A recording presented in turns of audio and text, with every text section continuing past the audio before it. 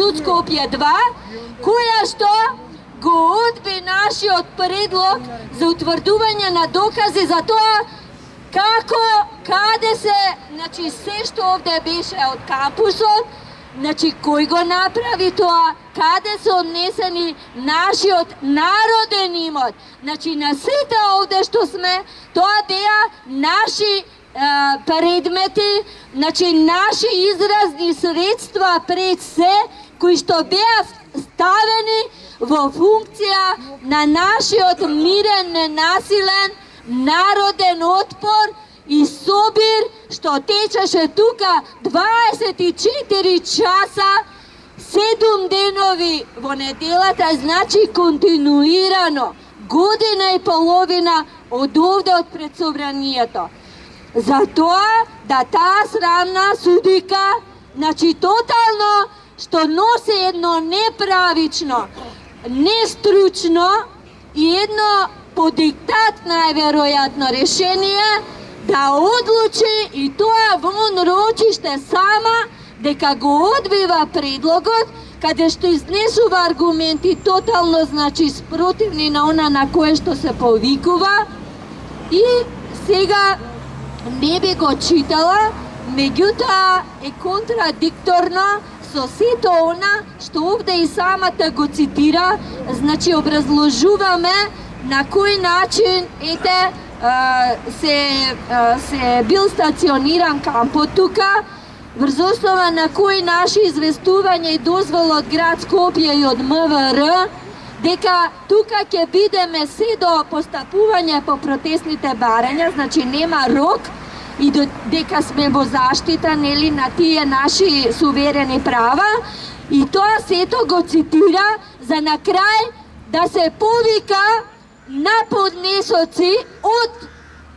наведените противници во нашиот предлог. Фактички тоа беше еден предлог што би бил како еден предходен чекор пред поднесување на тужба, во која што со име и презиме, како што вели таа, не сме навеле против кој. Па како не сме навеле кога самата вели дека поднесен предлог од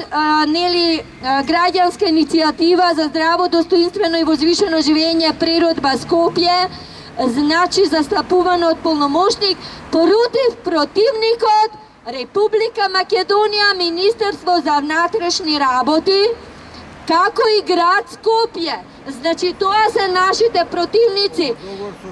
Да, ние кога го доставивме предлогот до судот, доставивме и тековна состојба од Централен регистар за противникот, каде што стои Министерство за внатрешни работи, кое што чисто овластен застапник е Оливер Спасовски, и град Скопје чисто овластен застапник е Петра Шелегов. Значи, како не сме навеле кои се тие? Второ, кажува, кога сме го поднеле предлогот, бидејќи било итно да се утврди каде се стварите, нели? Сме требале ние да кажеме каде се стварите, за да можело на тоа место да излезе вештак. Па ние сакаме судот во прописна, значи судска постапка, да утврди за што се работи, кој е тој што дозволил или наредил да се сруши кампусот. А таа, без да свика расправа, значи прво доставила до нив допис до МВР и град Скопје, и тие одговориле, сега ќе прочитам што смешно, мислам да не беше трагично, на вистина